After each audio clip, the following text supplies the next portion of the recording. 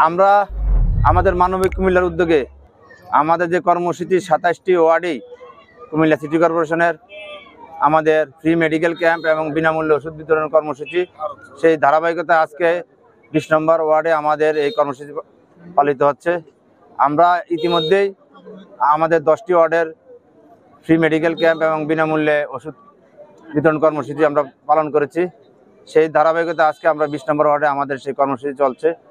আপনারা ইতিমধ্যে দেখতে পেয়েছেন যে এই 20 নম্বর ওয়ার্ডের সর্বস্তরের জনগণ এই ফ্রি মেডিকেল ক্যাম্পের চিকিৎসা সেবা নেওয়ার জন্য এখানে এসেছেন।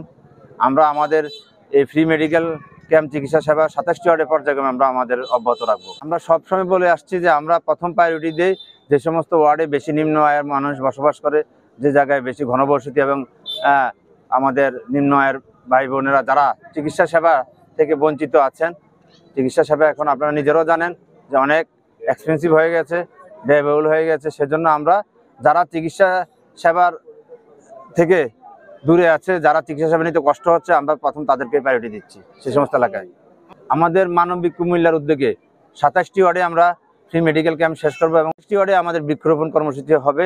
পাশাপাশি আমরা ট্রাফিক যে আমাদের যানজটের জন্য আমাদের মানবিক কুমিল্লার সদস্যরা কাজ করছে। আমরা সকল ভালো কাজের জন্য আমরা মানবিক কুমিল্লা আমরা সহায়তার হাত বাড়িয়ে দেব। আমরা মানবতার এবং মানুষের সেবার জন্য কাজ করব। এবং সেবা নিতে পেরে ওরা খুবই খুশি। তার পাশাপাশি তারা যে ফ্রি ওষুধগুলো পাচ্ছে, অনেক রোগী আছে যে হ্যাঁ সেবা নিয়ে গেলাম কিন্তু ওষুধ কেনার মতো সামর্থ্য নাই, তারা এখানে সেই ওষুধটাও পাচ্ছে। এর জন্য তারা আরো বেশি খুশি এবং আমাদের এই কার্যক্রমটা চলছে এবং আরো চলবে।